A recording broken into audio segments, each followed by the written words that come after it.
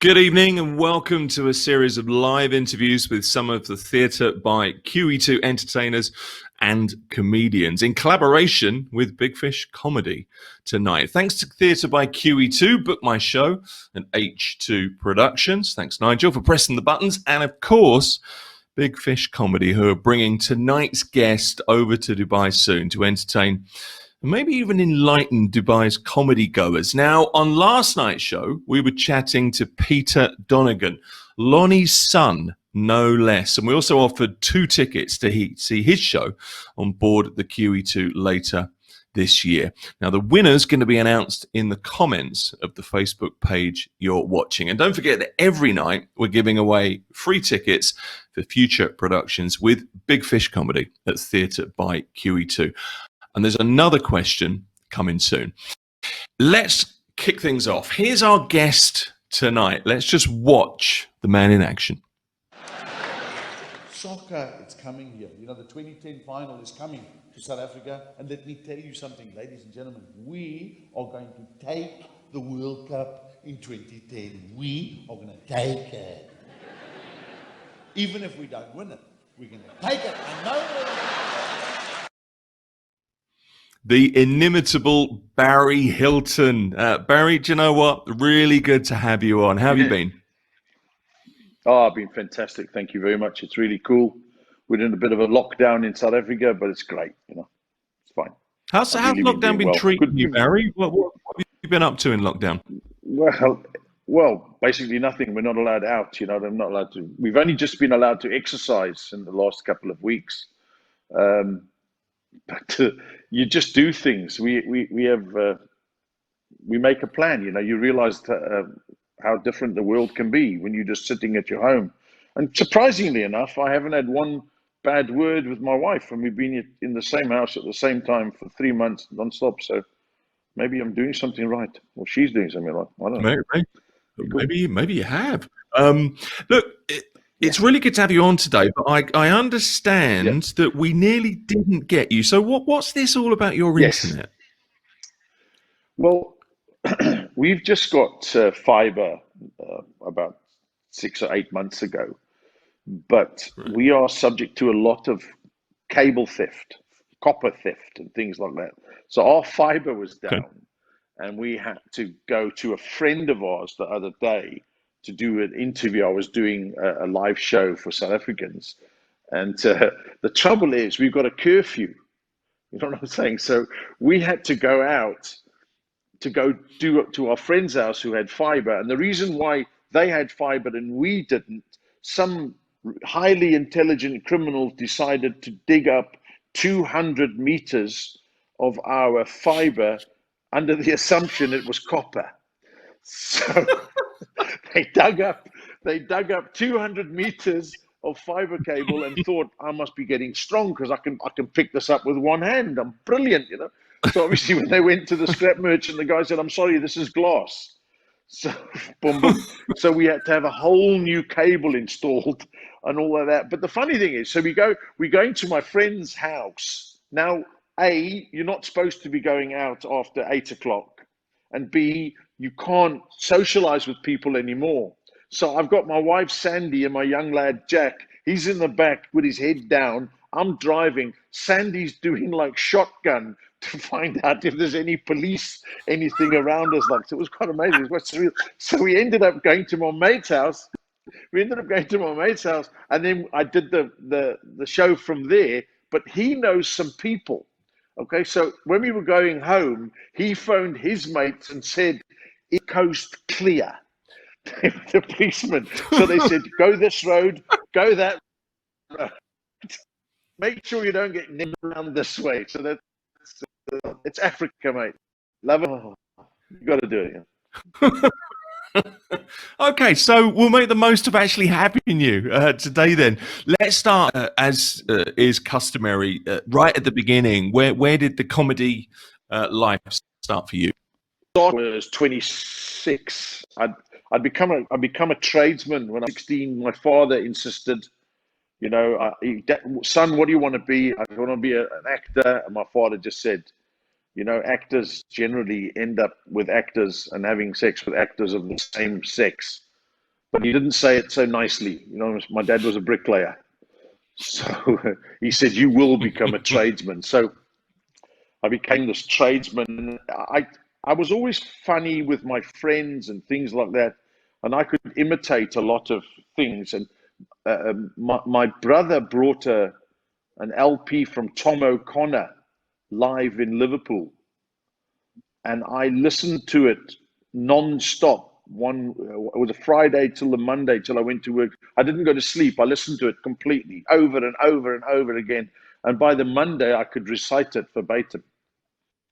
So then, using some of his, everybody starts off that way, you know. And then I started doing my own stuff. And then people were saying to me, "You should go on stage. You should go on stage." But that was very difficult because at the time there was a program in South Africa called Biltong and Potros. This is 1983. And Biltong and Potros was fashioned after a show in the UK called The Comedians. Do you remember that?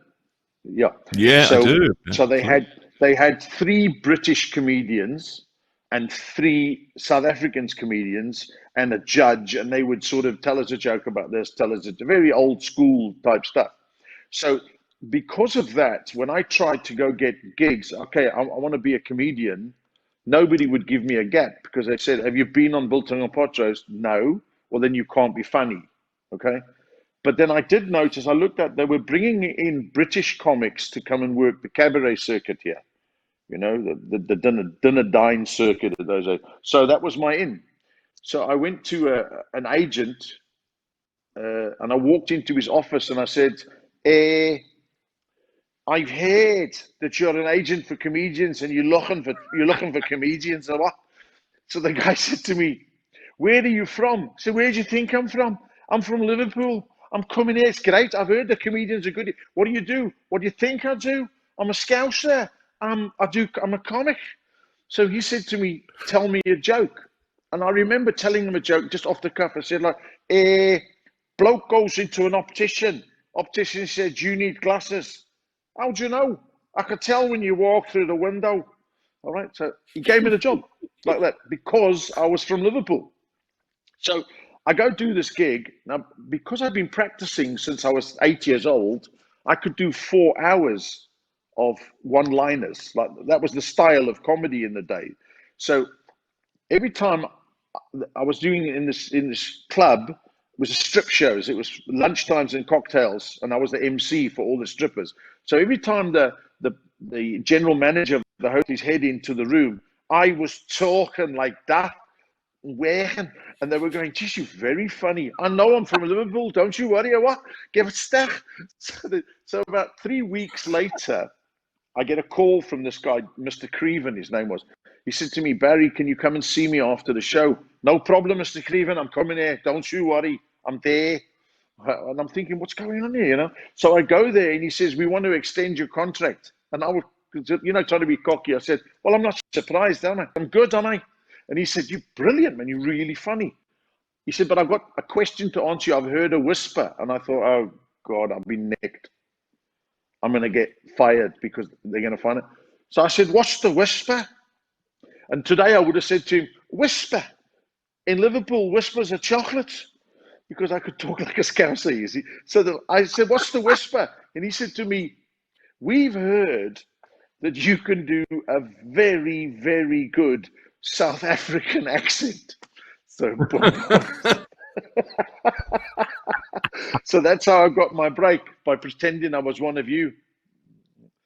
And a career was born. I wanted to ask you about a little bit more about the early days, because you had a mentor in the very early days, Johnny Noble, who gave you some really important advice. Yeah, and correct me if I'm wrong, but he said to you, and I think this is really important because not a lot of comics would heed this advice. Is he the guy that said to you, "Keep it clean, you'll always be on the scene"? Spot on. He saw me working, and I actually got him a thing, and he said to me, "You're a bit rough." I said, "What do I do?" He said, "If you keep it clean, you'll always be in the scene. If you trust me, I'll show you." And we would go to, he was famous in South Africa at the time. And then we would go and he would take me along. And then he would say to the people, you know, when they were like laughing and all that, he would say, "If you think I'm funny, I want to tell you, every now and again you see something and you've got to do this. So I'm going to bring on a young lad now. You're going to love him. So I couldn't lose, basically, you know. So he Yeah. would sit at the back of the bar in eye shot of me and give me subliminal signals, you know, touch your ear there, make it louder, do there, make it softer, do this, make it slow down. And when we had a thing like with a whiskey glass, he would lift up his whiskey glass and lift it and then swig it like that. That meant get off now. So as soon as that joke finished off, because he was teaching me how to do stuff. And then because I was clean, then I got picked up by a huge agency that were booking for Sun City at the time. Sun City had a huge extravaganza, like a Las Vegas type dance show, and they booked reality acts. And it's funny how it worked out, because I was, as a South African, that was the sort of thing, because I was the first South African to work as a spec act in an extravaganza in South Africa. And then they asked me, funny enough, can you do some English jokes? Can you talk like an Englishman? So seriously, I can't win here. So I started off talking like this, and I end up saying, Dad, I'm going now. It's funny how life is. So, Johnny Noble, and I really appreciate it. Tell me about your comedy heroes. I mean, obviously Johnny Noble's one. He's more of a mentor, but starting out, Yes. aside from Tom O'Connor, and you could recite his Live in Liverpool gig, who Absolutely. did you look at and think, I can do that? Richard Pryor. Really, early on? Yeah, yes, but also I'd won a couple of competitions in the UK. I was living in the UK for a while, trying my luck, you know.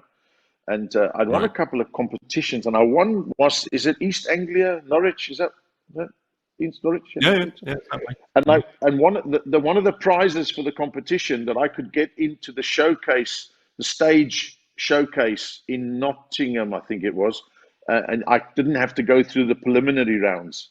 So I got Right. I got a spot there, and I got there, and I got booked by in on the Park in St Helier, in Okay. Jersey. And Jersey. when I was there, yeah, no, and I booked. That was I was going to do the summer season from May until August. I don't know what it was. I forget now. It was a long time, 17 weeks. And they phoned me up because they had a little bit of cold feet. Because bearing in mind, it wasn't the best time to be a South African in that. Do you know what I'm saying? It was Yeah. good. It was very. We were because if you were a white guy, right? And I opened for Billy Connon 4 nights in Jersey. He was there for 4 nights. The night it was Joe Yom, and he to my change room on his way to the gig after I'd done my spot, and said to me in broad Scots accent or whatever, "You're very good, son. You're very good, but you need to change from telling jokes." I said, "What do you mean?" He says, "Talk about your experiences in life." And I said, "Boom, boom." And at that time, I was coming back to South Africa. My mother was very ill, so in a hard time. And so I took Billy Connolly's advice, and thank you again, Billy Connolly. Every time I get a chance to, I thank him, because basically he changed my whole career, the way I looked at things. And so I just started writing my own stuff rather than writing jokes. So I thank him very much. Because he's very much the storyteller. There's one more thing. I want to give away some tickets to Yeah, yeah. your show, but for anyone who isn't up to speed, your nickname is the cousin. So how did that come about? Basically, because I'm thick, because I've got dyslexia. I'm dyslexic, and I got Right. ADHD in a terrible way and all that shit. So um, I could always make friends very, very quickly, but I never remembered their names since I was a youngster. And then people would say, "Who's Right. this?" And I would say, "It's my cousin." And basically, that's how it worked. So I would go on stage from day one, and I used to say, "My cousins, my cousins." So it took quite a few years, and then it became, people would say, "Do you know Barry Hilton?" No. my cousin. Oh yeah, I know him. So that's how it works out. So my cousin, or maybe my father was Barry just Hilton. a little bit promiscuous. Barry Hilton's on the show tonight. It's time for tonight's competition. Now, for tickets at Big Fish Comedy at Theatre by QE2, you can get 2 tickets for Barry's show later this year, but you need to follow this Facebook page to win. Very simple. 2 tickets. What was Barry's first ever proper job? He mentioned he was a tradesman earlier on. There's a little bit of a clue in that, but just put it in comments, like and follow the Facebook page you're watching to get news of our next shows and more chances to win as well. Barry, there's one thing I'm dying to ask you, and this is not really very much to do with comedy. Do you know what? Actually, no, I'm wrong. Maybe this is to do with comedy. I don't know if this is true, but I've read you've done some motivational speaking in your time. Yes, I do some motivational speaking because everybody has a hard time in life at some point in life. And I started doing talks because I was having a hard time. I suffer with depression. But basically, the gist of my mother. My mother was a cripple. And in those days, she would be called a cripple, but now she would say physically impaired. She had polio, and I just explained to people about how the trouble my mother had, not going to school, not being told not to get a boyfriend, being told not to get work, being told not to have children. And she pushed through all of that. And because she wanted to be something, she didn't accept that she was just a cripple. She was a human being with a brain, everything. I would remember talk to my dad and talk to my mom, and then look at my mum's leg, and then look at my dad and say, "Is she okay?" That type of stupid stuff. And then my mother would say, "Listen, my leg is fat. My ears are perfect. You can talk to me." So I sort of basically talked around that stuff about it. And one of the lessons I learned from my mum, which I push on with my motivational speech, it's not always that bad. Times are tough. Things happen to you. But she asked me one day, "What is success?" And I told her, "I want to have a TV show. I want to do this. I want to do that. I want to do this. I want to do that." And her success was not getting up at night to have a pee. And when you try and analyze that, what do you mean having a pee? Because you can just go and have a pee and go back to sleep. But not my mum. My mum had to get up. She had to put on lace up a boot, lace up a caliper, do all that, strap it all in, do the whole number, get up, walk through the house to the other side of the house. We had it was in the late 79. We had an outside toilet in our house, and my dad had built a lean-to almost, and my mother used to go through the kitchen and all that stuff. So for her to have a pee was a 30-minute event, So I used that as the key to people. Listen, times are tough, but seriously, get around it, man. Get around it. And I also, I did at the same time. My brother died from cancer, and I used humor to get me through this terrible time of my life. Before I went on, my brother phoned me, and he'd been in denial for a long time. And he said to me, "Look, I've got cancer. What should I do? And I haven't got long." And I'm shocked that my brother's now he's admitted this. So I said to him, "Commit fraud, because the judge will give you 9 years." So he laughed, we laughed, and he said to me, "I love you, come and see me." Subsequently, he died 4 days later. But as I finished talking to him on backstage, they called me on stage. "I love you, Alan. Bye. Ladies and gentlemen, Barry Hilton." So I had to walk on stage. There was about people and I just heard that my brother's going to die within days. And that very same joke that I told my brother that I'd made up to open my show. And some people got up and walked out as I was telling the joke.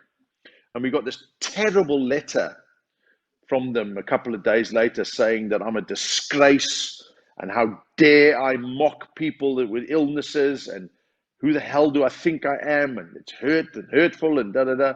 And my wife, Sandy, then wrote back this essay and said to them, Seriously, why didn't you think first before Barry would do that? Because Barry never does anything bad about people or whatever.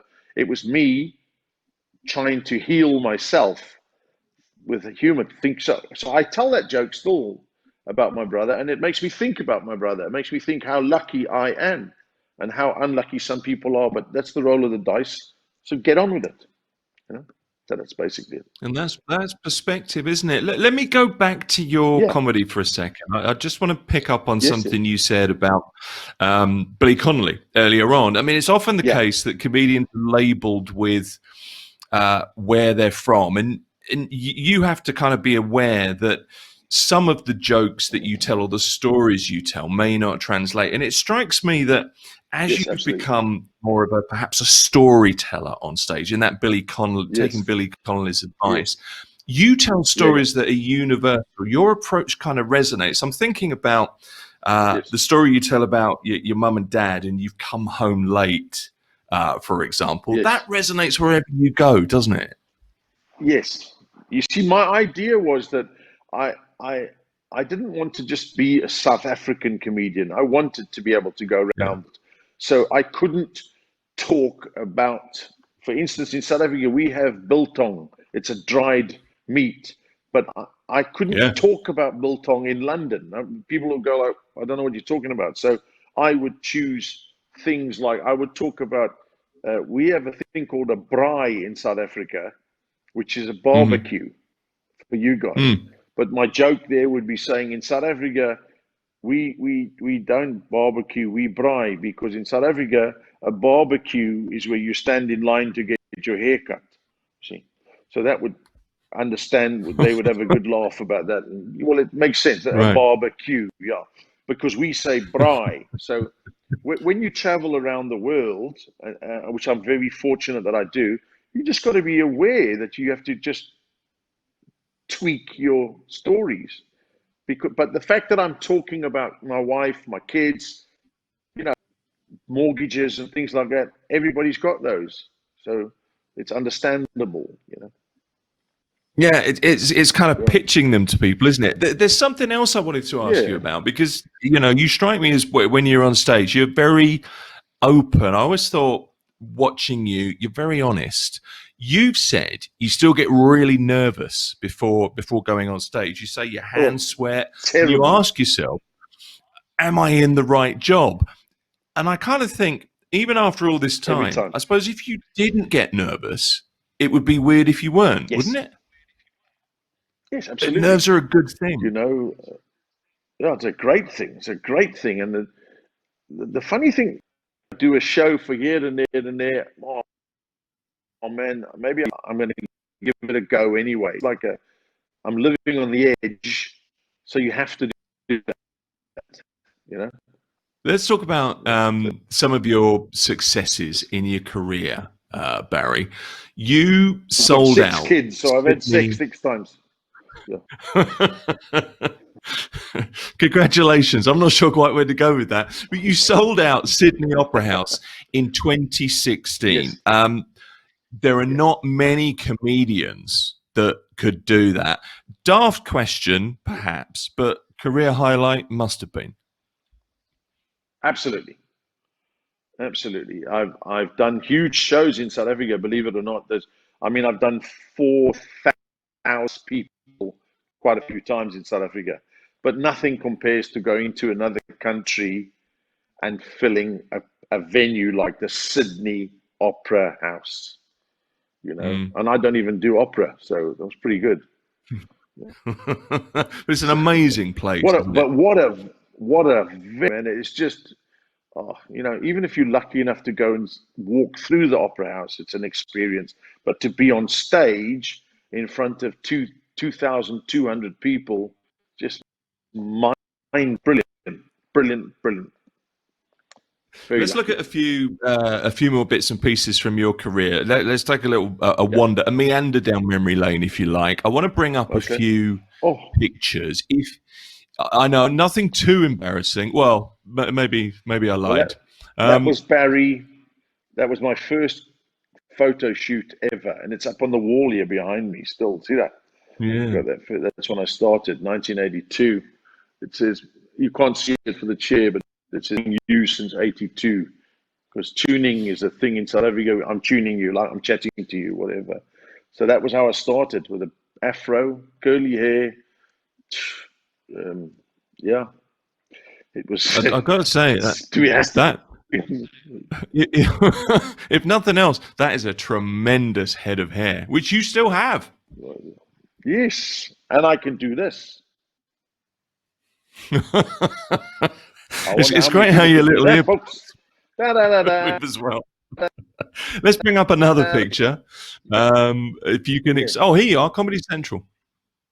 Yeah, do my own show for Comedy Central. That's in Johannesburg, if I remember. Yeah, I did a special for Comedy Central, but it was a special for South Africa. Okay, let's move on. Let's Comedy move on Central. to a huge difference. Huge difference.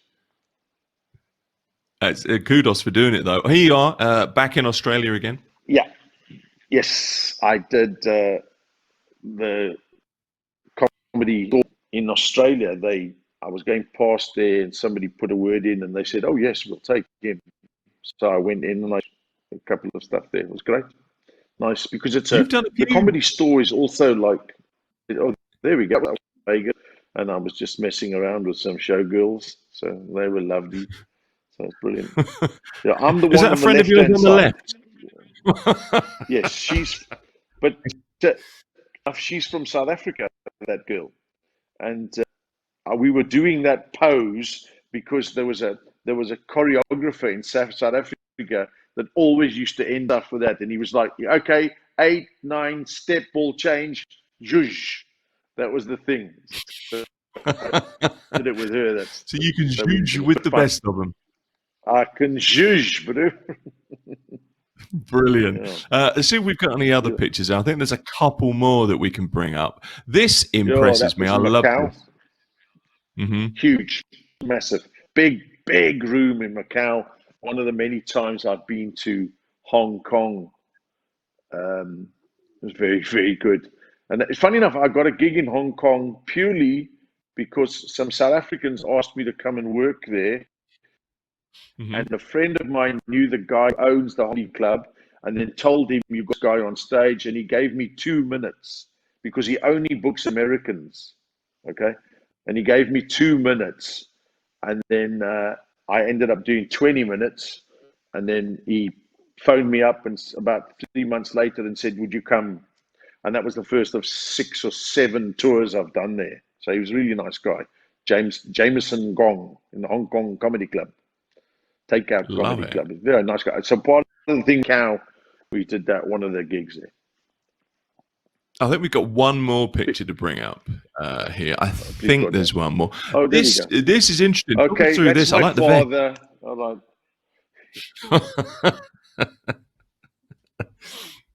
The man on the left and the right there. Who are they? What was that all about?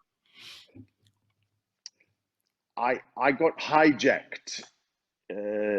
I'd lost my job to a younger guy, and then I got hijacked, and then they put me in a boot of a car, and the guy with the leopard skin headdress on him there, he was coming past, and he opened the boot of the car, and he had this really decrepit scooter. That's a story. And then he took me to his village, and I wasn't well and all that, and they sort of nursed me back to health, because I was an ex-professional footballer, but not a good one, whatever. And then the deal was, I must their tribal village to play football properly, organized, and that's what it was. And it was just about how I got these guys. And then there was a big land claim issue and across 2 brothers, and the one brother was in the corporate world, and the other one stayed at the well, they call it a crawl, where all the people stay. Fantastic. So it was good fun. It was great fun. Great fun. Really good fun. Lot of good memories there yesterday. Work hard. You didn't realize how hard you work on a set. 16, 17 hours a day, easy. Yeah, well, this is the thing. I mean, you've had a pretty good, a reasonable amount of success, I think, movie-wise. Let's just have a quick look at you in action, Barry.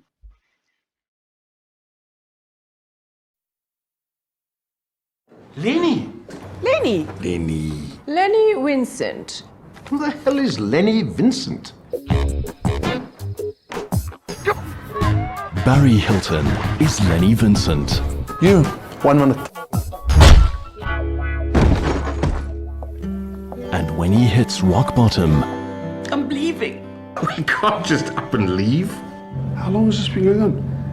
Not long. Everything happens for a reason. They haven't told you, have they? You make the call. It's either him or it's me.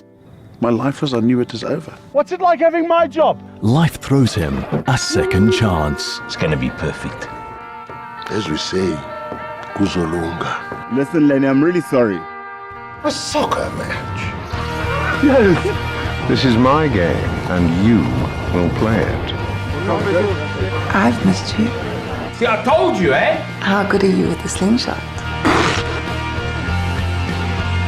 Now you gotta play with the freedom of your hearts. I need $200. For what? Petrol.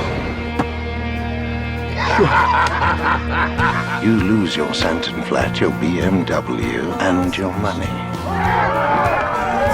You are not my brother anymore.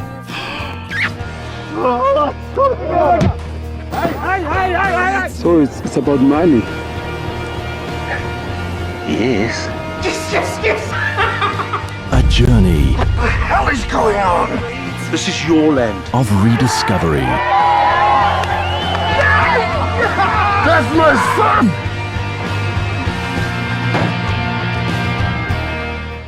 There Do we you know go. what? It's really impressive talking to you now, and I've seen you on stage as a comedian, but the transition to actor, clearly very successful there. How different is it acting to being on stage? I would say none for me, because it was a natural progression, because I wanted to be an actor. So when I had a chance to do the movie like this, I jumped at it, and I immersed myself in the character. So there we go. It was great fun. Actually, but you don't realize how hard actors physically work. It's a long slog. Take after take after take, dressing up and hurry up and wait. Great. And I loved it. And I would, if there's any like producers out there that need a mafiosa type guy, I'm your man, brother. I'll kill anybody. So we can do that. It's amazing You how never you know. jumped There might be in. some bloke there thinking, yeah. Well, it's what you do, Entirely isn't it? I possible. love it. You can win tickets to see Barry's show on board the QE2 here in Dubai later in 2020. Just follow the Facebook page you're watching to win. All you have to do is comment in the feed you're watching. And the question tonight is, what was Barry's first ever proper job? Don't forget to follow us on social media. More chances to win there. On Instagram, find us at QE2 Theatre, at Big Fish Comedy ME, and at bookmyshow_UAE. Winners of the competition going to be announced on the Facebook page you're watching, so you have to be watching to win. Barry, I want to play another little piece of video, and we'll talk a little bit more about your career in just a second. I was working in this gig in Melbourne. It's actually, to my mind, it's called Melbourne, Melbourne. Work after the gig, I'm talking to this comic. I said, it's brilliant working here in Melbourne. I'll get it right, mate. It's Melbourne. So, but it's spelled Melbourne. So in my South African, it says Melbourne. Maybe, mate. But here, it's pronounced Melbourne. Fair enough. So we're drinking, doing boy stuff. We start talking about football. The whole thing comes out movies. He says to me, I love a good movie, Bazza. I love a good spy thriller. I was in. I said, have you seen that new movie? It's called The Bin Legacy.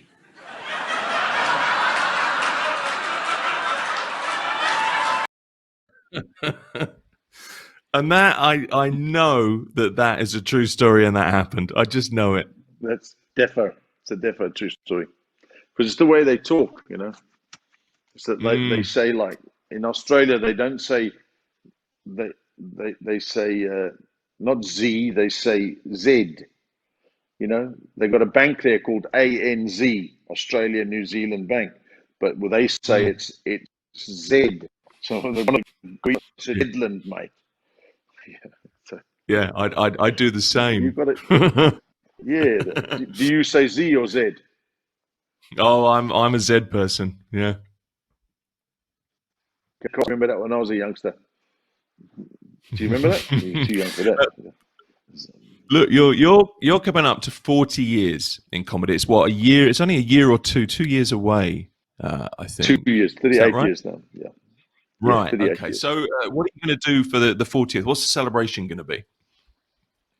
Oh, I'm probably going to go to that plonker in London who wrote a story about me in one of the magazines and said I've got no talent, and I'll just give him tickets to my next show at the Albert Hall.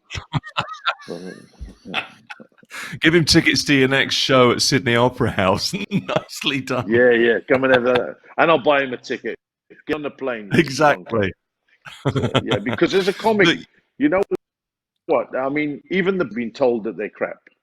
So I'm not saying I'm the best at all, but you just, and it's the funniest thing, you know, if you're doing a trail or whatever, and you're having a really crap time, you go in and you say to the foreman, stick your job, I'm leaving. But if you have a really bad show as an artist, you go home and feel sorry for yourself, and with the next 10 minutes, you're thinking, okay, when's my next gig? I'm going to do this again. I'm going to do it.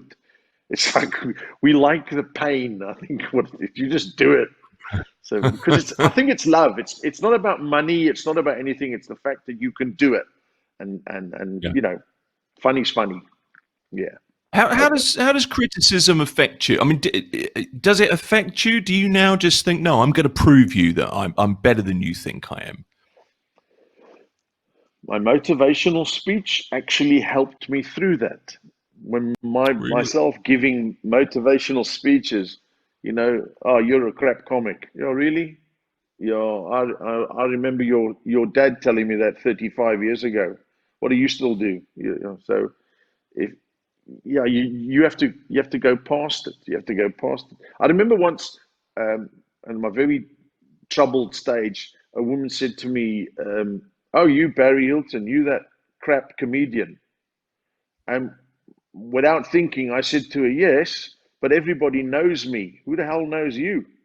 And I thought after that, there was a thank you very much, because he couldn't have anything to say there anymore. So look, there were the people who say, nah, no good, don't like him. But how many people said David Beckham was a complete idiot and he'll never make anything of a footballer? You're right. You know, so that's the way it is. You've got to develop it and do it, and you've got to look at past that. If the club and people like yourself in the business and Sonia in the business, they know I can do something, otherwise I wouldn't be doing this gig. So, you know, but if you listen to the naysayers, then you're going to be always at the bottom. I'm always striving to do something new, you know. In fact, I'm going to get married again next week. I think. That's some pretty good advice. I mean, you've had some career. You've had an enormous amount of success. I'm guessing, though, it's not all been smooth sailing. So I want to ask you about career moments, but I want to start with the worst moment. What's a thing, something that stands out as being for you? The worst. I'm not a blue comic, okay? But I was I needed some money, and I got a job in Peterborough, and I was in England for the 2 years, and it went up there, and it was for a gents' night out. Wow, it was the roughest crowd, and I told what I thought were coarse jokes, but they paid me off after 20 minutes and said to me, you know, here's your money, just beep, beep, beep, beep, beep, beep, beep, beep, beep. You know, that type of stuff. So that was horrible. That was horrible. But the next night, funny enough, I went and I did another gentleman's night, but in Oxford, and smashed it. So I said before, if you die, you've only died for that moment. You've got to get out there and do it again and say, that's not going to happen to me. I don't enjoy doing blue comedy. No, it's not your thing. No. What about the best I like moment? the fact that people bring their children. The best moment in my life. Yeah, I mean, I'm guessing Sydney Opera House is up there, but what else stands out for you? Lifetime Achievement Award that I got. I just sometimes there's a story. We phone call one Christmas, and I heard my wife saying, "Do you realize it's Christmas?" And then I said to her, "What's wrong?" In the hospital, and he just had both of his legs amputated, and he was going blind with and his wife said to him, "What would you like for Christmas?" And he said, "I would like Barry Hilton to come here and do me 20 minutes of jokes." So the wife phoned up, and then I went there, and I performed for this guy. I was finished. Afterwards, I sobbed all the way home in the car, But I just realized that I was that valuable to see, that they're dying, but they want to see me work. And also a guy had cancer in Joburg. That was also, I did a massive show in Joburg, 4,200 people, a huge arena. And a guy physically pulled himself out of hospital and disconnected himself from the chemo stuff. Really, and this is gospel truth. And then they phoned my wife. My wife phoned my wife, and we met them backstage. And the guy was in his hospital, kit, with and everything like that. And he said, "If I'm going to die, I'm going to die laughing." That was his words to me. So you think, wow. So the best thing doesn't have to be this massive show that you do or whatever. It's just somebody showing you appreciation of what you do. And it just humbles you completely, doesn't it? If the guy's dying and he wants to see me work. I mean, wow. What else can you ask for in your life? That's a lovely, lovely thing. I wanted to ask you about being recognized. You got the Comics Choice Lifetime Achiever Award in 2013. Now, people might not know that the winners of the awards are voted by fellow artists, so they get a Waldo statuette.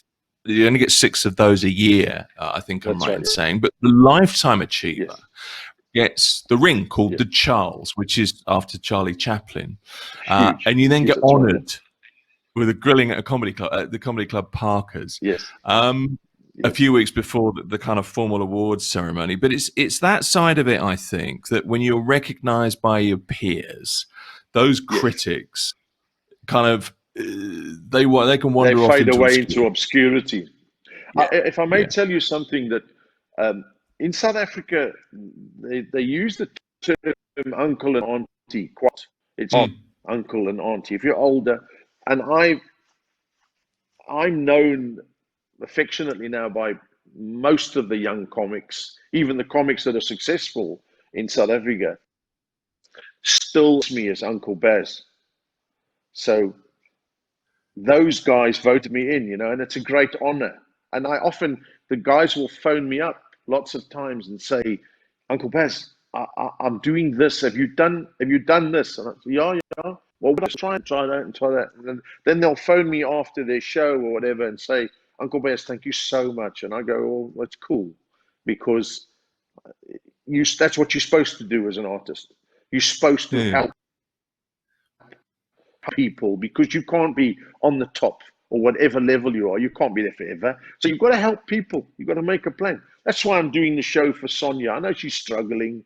You know what I'm saying? So I'm just doing it. Sonia Jane Salmon, Big Fish Comedy.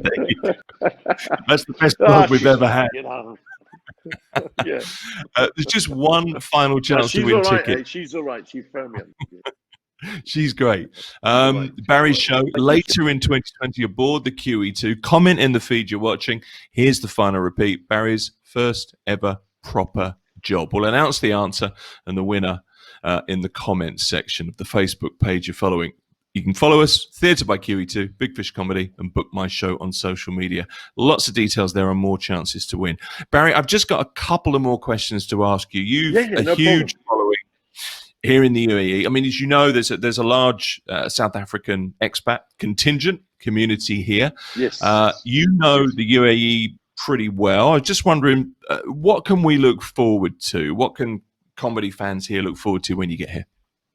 Well, my life, I talk about things that happen to me in life and things that I observe. So I do a lot of things that are pertinent at the time. And now, like I remember once the first time I came to Dubai, I picked up that there's two areas of Dubai. And I just said, I've realized why most of the people shop in Dubai, because on the other side, it's dearer, you know? But I just made it as a remark, and everybody like laughed because it is. So it was like, so that was great fun for me. Yeah. So I talk about life. I've got a lot of stories about just traveling the world and having 6 children. My giddy bloody aunt, and just it's great. You know, kids are brilliant, man. They're just great. Yeah. I just love kids, and I'm very. And I got a lot about being in South Africa. It's not all that bad in South Africa. You know, as long as you've got a gun and a machete when you're going out to the creche to pick your child up, you're fine. You know what I'm saying? You know, basically in South Africa, we wait until criminals come into us and then we rob them. You know, so you paid I'm very blessed. I'm very blessed. I really am very, very blessed. Well, do you know what? It's been a whole lot of fun chatting to you. If you don't mind, Uncle Baz, really appreciate your time. Thank you. Oh, thank you. Thanks to the guys. I really appreciate that. Thanks to the QE2 and of course Big Fish. Sonia, thank you very much for your faith in me. I really do appreciate it. We'll have a great show when we get there, and I can take these stupid earrings out now. It's actually not a bad look. Barry Hilton, lovely to talk to you. Thanks for watching tonight. We're back tomorrow night at the same time, and it might be an idea to dust off the flares. The platform shoes, ABBA tribute act, ABBA reunion are going to be on. Don't forget to check out and follow the Instagram handles for @QE2 Theatre, @Big Fish Comedy ME, and @BookMyShow_UAE. To get news of our next shows, please like and follow the Facebook page you're watching. Thanks to Theatre by QE2. Thanks to Book My Show. Thanks to H2 Productions, Nigel, as ever. And a huge thanks to Big Fish Comedy, bringing Barry Hilton back to Dubai soon to entertain us. That's it for tonight. Stay safe. Wear your masks. Good night.